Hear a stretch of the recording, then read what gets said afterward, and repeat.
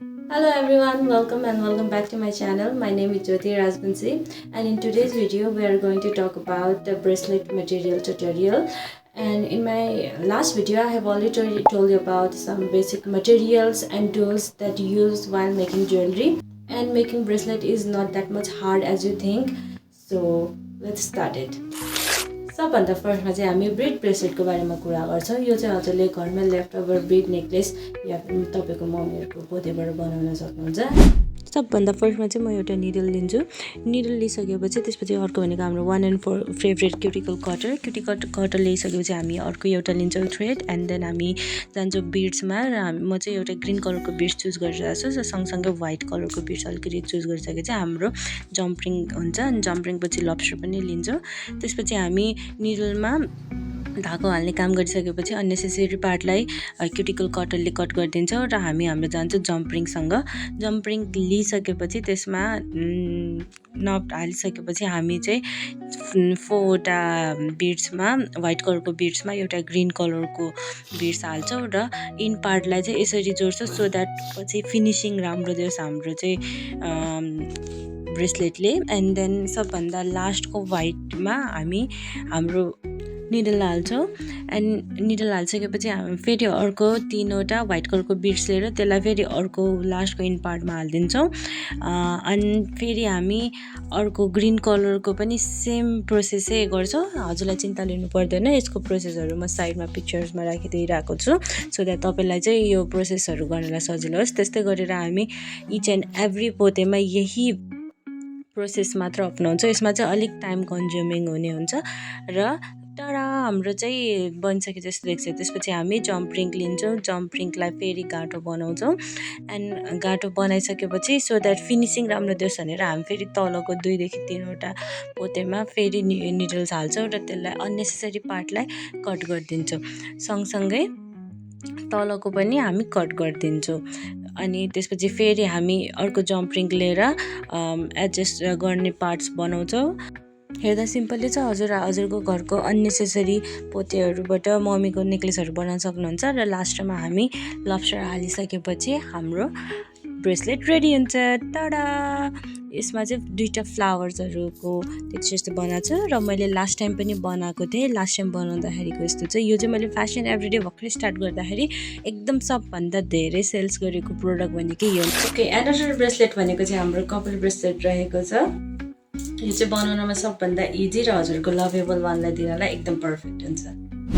So सबभन्दा फर्स्टमा चाहिँ हामी इलास्टिक थ्रेड लिन्छौँ। त्यसपछि हामी हाम्रो favourite cuticle cutter and then हाम्रो बिड बक्स लिन्छौँ र त्यहाँबाट हामी बिड चाहिँ चुज गरेर कुन चाहिँ बिड्स लिने हो त्यसलाई हामी एउटा गर्दै इलास्टिकमा हाल्छौँ।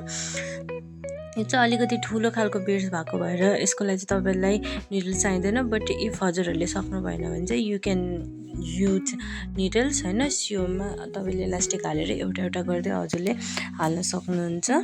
एन्ड यसपछि हामी हाम्रो लेन्थ हेर्छौँ। लेन्थ हेरिसकेपछि चाहिँ एउटा एक्स्ट्रा बिड्स छुट्टै कलरको चाहिँ एट्र्याक्टिभ देख्नलाई या फेरि सेट बनाउनको लागि हामी एड गर्छौँ। त्यसपछि यसलाई हामीले गाँठो बनाइसकेपछि चाहिँ यसलाई फेरि हामी हाम्रो क्युटिकल कटरबाट कट गरिदिन्छौँ जुन चाहिँ यस्तो देखिन्छ। अनि टाढा हजुरको ब्रेसलेट रेडी भयो। अर्को ब्रेसलेट भनेको चाहिँ हाम्रो चेन ब्रेसलेट रहेको छ। यसमा चाहिँ हामी एउटा मात्र चाम्स युज गरेर बनाउँछौँ। सो यो ब्रेसलेटको लागि चाहिँ सबभन्दा फर्स्टमा हामी टुल्सहरू लिन्छौँ र चेन लिएर अनि चाम्सलाई राखेर चेनलाई कट गरेर हल्का जम्प रिङहरू लिन्छौँ। जम्प रिङलाई चाहिँ हामीले ट्विस्ट गरेर ओपन गरेर एक साइडको हाम्रो चाम्समा हालेर अर्को साइडमा चेनमा हाल्छौँ र फेरि अर्को जम्प रिङ लिएर फेरि अर्को साइडको चेन र चाम्समा हालेर हामी त्यसलाई क्लोज गर्छौँ। क्लोज गरिसकेपछि बिचबाट त्यसलाई काटेर कट गरेर त्यसमा चाहिँ हामी 1 साइडमा चाहिँ जम्प रिङको हेल्पले लब्स्टर हाल्छौँ र अर्को साइडमा चाहिँ जम्प रिङ्सहरू हाल्छौँ एडजस्ट गर्नको लागि। अनि लास्टमा चाहिँ हाम्रो ब्रेसलेट यस्तो देखिन्छ। टाढा मैले अरू पनि बनाएको छु। सो एनदर ब्रेसलेट चाहिँ हामी चाम ब्रेसलेट बनाउँछ। यसमा चाहिँ अलिकति धेरै चाम्सहरू युज हुने भएको भएर यसलाई चाहिँ हामी चाम ब्रेसलेट भन्छौँ। ओके, फर दिस ब्रेसलेट हामी लिन्छौँ चक्लेट। अर्को बक्स मात्र जुन चाहिँ मेरो ट्रेजर बक्स हो, जसमा चाहिँ मैले यति धेरै मेरो फेभरेट गोल्डन चाम्सहरू राखेको छु।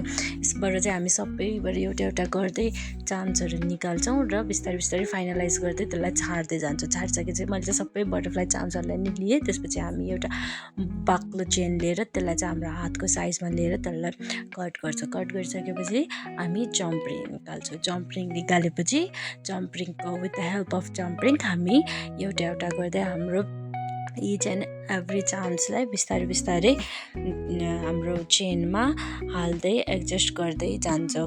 एन्ड देन एडजस्ट गरिसकेपछि लास्टमा चाहिँ हामी फेरि जम्प रिङ लिन्छौँ एन्ड देन हाम्रो ब्रेसलेट रेडी हुन्छ।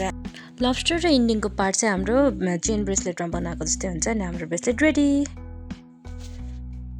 सबभन्दा लास्टमा रहेको छ हाम्रो ब्रेडेड ब्रेसलेट जुन चाहिँ यस्तो देखिन्छ। आई डोन्ट नो वा तपाईँहरूले के भन्नुहुन्छ। लाइक हामीले चाहिँ पहिला यसलाई फ्रेन्डसिप ब्यान्ड भन्थ्यो एन्ड हाम्रो साथीहरूको बिचमा निकै पपुलरमा थियो। एन्ड सो यो ब्रेसलेटको लागि चाहिँ सबभन्दा फर्स्टमा चाहिँ ऊन लिन्छौँ। हजुरले अर्को ब्रेसलेट बनाउने पनि लिन सक्नुहुन्छ, बट हाम्रो मम्मीहरूले चाहिँ नर्मली घरमा ऊनहरू बुन्नको लागि राखिराख्नु भएको हुन्छ। So I will go with the ऊन एन्ड देन म चाहिँ हाम्रो one and only favourite cuticle cutter लिएर चाहिएको लेन्थको ऊनहरू लिएर त्यसलाई कट गर्छु। हजुर चाहिँ चाहिएको भन्दा अलिकति बेसी नै राख्नु होला, किनभने थोरै हुँदैमा धेरै हुँदैमा फरक पर्दैन। थोरै भयो भने चाहिँ पछि ब्रेसलेट कम्प्लिट हुनमा गाह्रो हुन्छ। त्यसपछि हामी कपाल बाटेको जस्तै एउटा गर्दै हामी चाहिँ हाम्रो ऊनलाई बार्दै जान्छौँ अनि त्यसपछि लास्टमा फिनिसिङको लागि हामी बानेर अननेसेसरी कट